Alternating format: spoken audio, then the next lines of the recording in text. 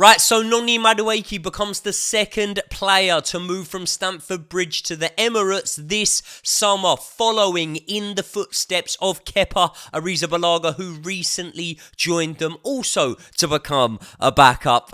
Look, I'm not that bothered about it. I'm going to throw that out there straight off the bat. And Arsenal fans, I want to know if you guys are happy about this one, because I am hearing a lot of negative stuff. I am hearing that there was a survey done amongst Arsenal fans and 83% of them said that they didn't want Arsenal to go after Noni Madueke. I even heard on the radio on TalkSport just now that there was apparently a petition, but how much credit I would give that, I'm not sure. And do you know what, right? Unfortunately for Arsenal fans, petition or no petition, Noni Madueke is a non-refundable asset, my friends. I don't know why you're even that bothered. I think Noni Madueke is a good player. A player who I think could elevate his level, could push on, could definitely elevate on his numbers. I mean, bloody hell, they can't get any worse, can they? But this is also a deal that at 50 million could go horribly wrong for the Gunners, and they have had their fingers burnt when dealing with Chelsea in the past. And at 50 million, I don't think that if you're Arsenal, you can afford to make too many £50 million size mistakes. But that's not all we're going to talk about in this video, because Fabrizio Romano has said that AC Milan are getting serious in their interest of Nicolas Jackson, and that the Italian club are dreaming about signing Nicolas Jackson. So plenty to unravel along the way. But before we get into all that, people, welcome back to the Joey Knight podcast. If you are new around here, please do subscribe to the channel if you like the content and you want to see more from myself. Please smash a like on the video right now. It really, really helps me out. And if you are one of the 45% of you guys who watch pretty much all of my videos but still aren't subscribed to the channel, I forgive you. You probably just don't know how to do it. It's just a button down there. Just hit it. Just hit subscribe. Really helps me out. Let's get into it. Right, so after signing for Chelsea in January 2023 and spending 2.5 years progressing at the football club, Noni Madueke has taken the leap of faith and has joined his fourth London-based club in his life after spending time with Crystal Palace and, what Arsenal fans will be happy about, Spurs in the academy days. Now, part of me doesn't understand why there is uproar from some sections of the Arsenal fan base, because I watch this kid week in, week out, and I can tell you, you are getting a good player for the most part. And obviously, he's now tested his abilities against the best players in the league for the best part of 2.5 seasons, which, you know, 2 seasons, he's been pretty much a mainstay in the side. And obviously, he's done enough to acquire the attention of Mikel Arteta and Arsenal. And they see something in him, much like they saw something in Jorginho and Kai Havertz and plenty of other players, Raheem Sterling on loan. But let's not go into all that. Look, he's only recently turned 23 years old. So he's still a young player, still plenty of room to progress. And he's now broken into the England team as well with 7 appearances. And when he's played for England, he's looked quite good in doing so. But if you watch, I don't know, a highlights reel of Noni Madueke, you may be told a very different story to what you're actually getting. If you watch a highlights reel of Noni Madueke, you will see him scoring some screamers. They're probably going to show you that goal against Leicester. That was an unbelievable one. Wriggled out of a tight little gap, gets it in the top corner. Little bit lucky, but it is what it is. He also scored one against Arsenal. I think it was a consolation goal, but it is what it is. And there's plenty of times when Noni Madueke has dribbled up that right-hand side, cut in on the left foot, and smashed one home for Chelsea Football Club. And I've been very, very thankful for every time that he's done it. But what they're not going to show you is the amount of times Noni Madueke has been selfish in opportunities that he could have squared the ball, in opportunities that he could have put the team ahead of himself. So much so that Josh Oveste believes that Noni Madueke has a secret bonus in his contract where he gets paid a lot more if he scores than if he assists, because there have been so many times when, if you're sat in the stands or if you just watched full 90 minutes of Chelsea every single week, you will see Noni Madueke has been a very, very selfish player at times. And obviously the highlights reels aren't going to show you the shots that he's blazed wide, the times that he's been dispossessed. And I'm not actually throwing any shade here, because I believe for every forward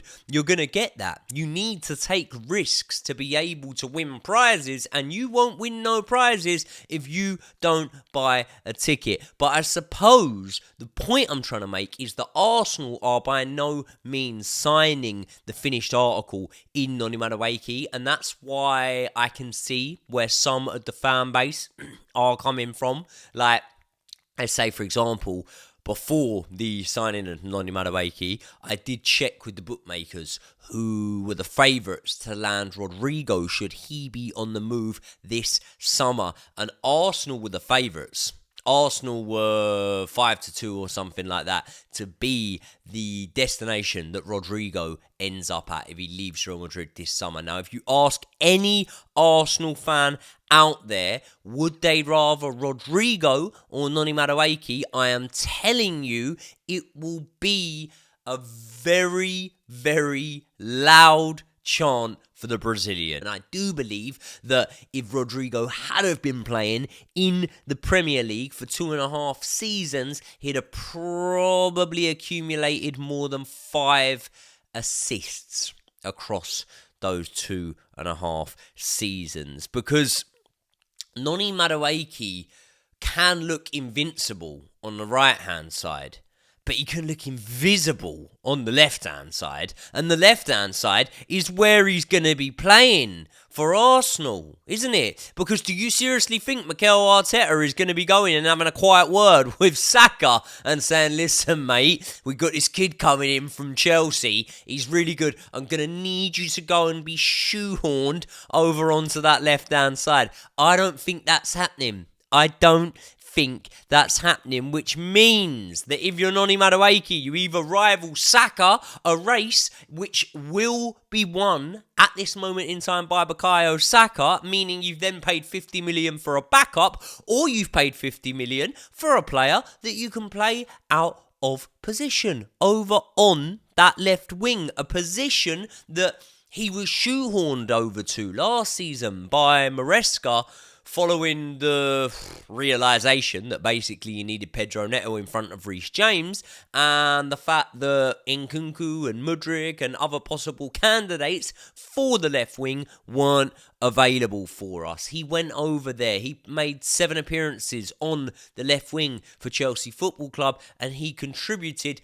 0 goals and 0 assists. Now, on the left, he's going to be rivaling Martinelli. And let's be honest, right? We'll just call it for what it is. You've got more chance of getting in ahead of Martinelli than you have of getting in ahead of Bukayo Saka, right?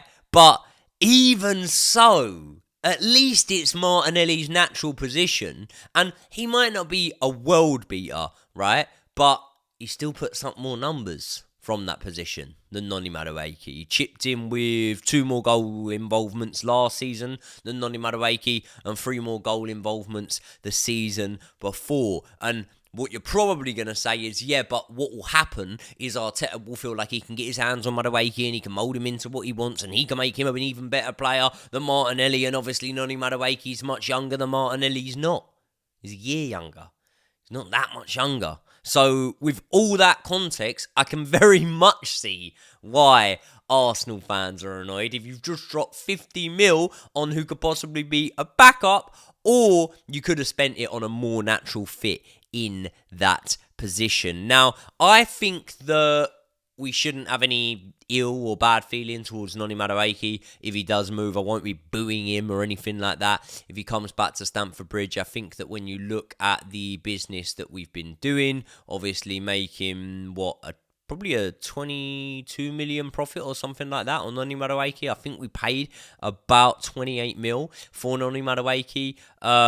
If you look at that business that we've done, we're going to be seeing a lot of these deals where you're just kind of making like 20 mil on top or something like that. And those are the sort of flips that we're going to need to make to be able to get ourselves out of any sort of trouble or keep our heads above water with FFP and all that sort of shit. So I feel like when we sold these guys Kai Havertz, I had the same feeling, and that was that we haven't gone and strengthened a rival. And as much as I like Noni, I don't think that he actually strengthens Arsenal all that much. He's not going to be a difference maker, but either way, Noni Madueke, thank you very much. Cheerio, mate. Enjoy North London. Right, let's move on to Nicolas Jackson. Now, Mr. Aveste told me Nicolas Jackson is happy to stay and fight for his place at Stamford Bridge. But will he be happy to stay and fight for his place at Stamford Bridge if he understands that AC Milan are ready to apparently put an offer on the table? Because I'm going to tell you this now, right? The prospect of going and being part of the rebuild job at AC Milan will be an appealing one. The prospect of playing in Serie A, where there have been strikers who have put up nowhere near the amount of numbers that Nicolas Jackson has in the Premier League, and then they've gone over to Serie A and they have absolutely killed it. It is quite easy to bang goals in Serie A, if you're asking me. So if Nicolas Jackson was to go and play for AC Milan, for Inter Milan, for Juve, or for anyone else in that league, I think that he would score goals. Now, Chelsea apparently want that magic number again, 50 mil for Nicolas Jackson. And if we were, we'd get a 20 million profit on him. So it goes in line with exactly what I was saying, because we bought in Nicolas Jackson for around 30 mil, I believe it was, from Villarreal. So it'd be a 20 million profit on him. Again, like, I don't know how I feel about this one, because providing he could keep the right attitude and the right temperament, right? Nicolas Jackson having the competition of João Pedro and Liam Delap, maybe Mark Yu even as well, is something that I found very, very sexy next season. I like the thought of it. I think it can drive all of them on, and I think it can give us massive versatility. But just quickly, I want to take 1 minute to tell you guys about new partner of the channel, Nyla Apparel. I was lucky enough to be sent some clothes by these lot around a month ago, and I've got to be honest with you, since receiving them, they have become my go-to for both t-shirts and now for tracksuits. Now, I would not vouch for something unless I truly believed in the product, and anyone that's seen me out and about around town will know that I am wearing the Nyla t-shirts all of the time. The first thing I noticed about them was how good the quality was, and then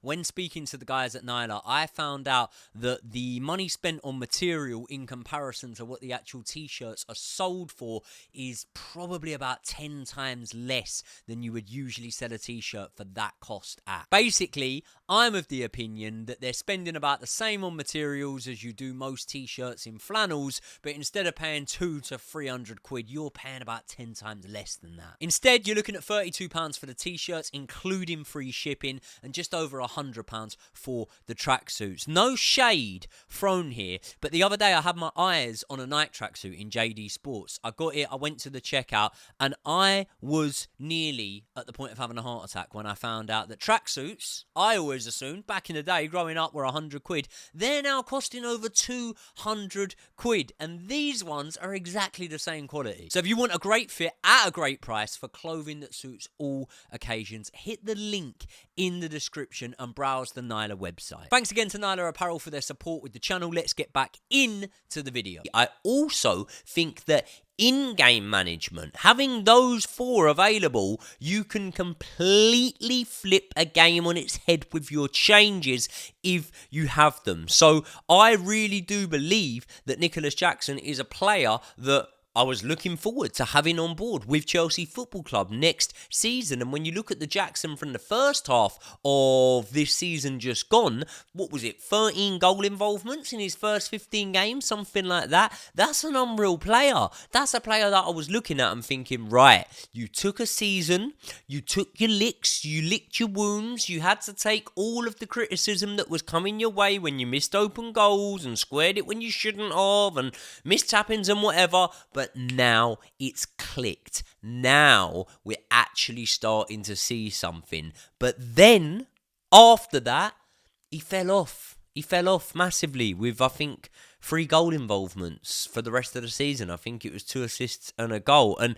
I'm an eternal optimist, meaning I will always back our players, but I'm also not delusional. And if we have a better option come in, if something better arises, then I won't just go, oh, well, no, he was here first, so I'll show my loyalty to him. No, I will go with what is best for the club. And at the moment, I do think that Liam Delap scores more goals for us next season if he starts the same amount of games as Nicolas Jackson would. And what we've seen from João Pedro, who could not be excited about him? So if Nicolas Jackson leaves and he does head out the door, then 3 things could happen. Firstly, Mark Gu could stay because I predicted him to go out on loan, and obviously we would need those 3 recognised number 9s, João Pedro being one that I sort of class as a recognised number 9, along with Liam Delap and Mark Gu. Secondly, the Mike Maignan deal could be revisited because if we're doing business with the Italians, then surely that opens the communication paths, doesn't it?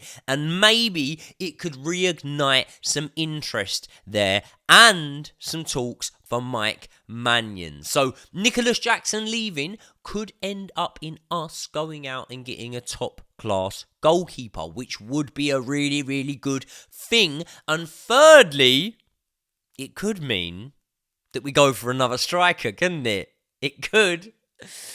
And I don't know, maybe the Gyökeres deal is not looking as close as it once was looking, but that seems mental, seeing as we've just got João Pedro and seeing as we've just got Liam Delap.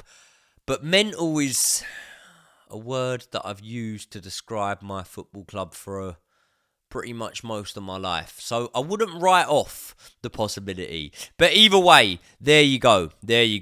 We've got Nicolas Jackson, interest from AC Milan, and we've got Noni Madueke leaving the club. There will be so many more departures, and I think that after this final against PSG, you're going to see them coming thick and fast. What I want to know is, if we are to get that money in for Noni Madueke and for Nicolas Jackson, where does it need to be spent? Because if we can get Mike Maignan on the cheap, then who knows? Maybe a Rodrigo deal isn't out of the question. I don't know. You lot let me know your thoughts in the comment section below. The PSG final preview will be out tomorrow. I will see you all in the next one.